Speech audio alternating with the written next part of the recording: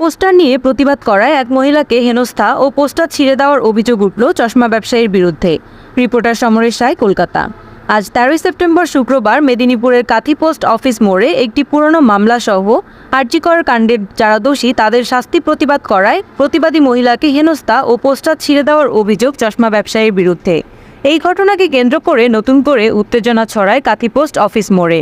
প্রতিবাদী মহিলা জানিয়েছেন, পোস্টার হাতে একাই কাথি পোস্ট অফিস মোড়ে রাস্তার মাঝে বসেছিলেন তিনি বিকাল থেকে।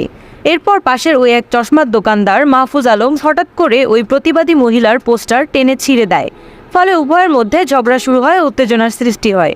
তা নিয়ে দোকানদার জানায়, এই মহিলা রাস্তার মাঝে বসেছিল।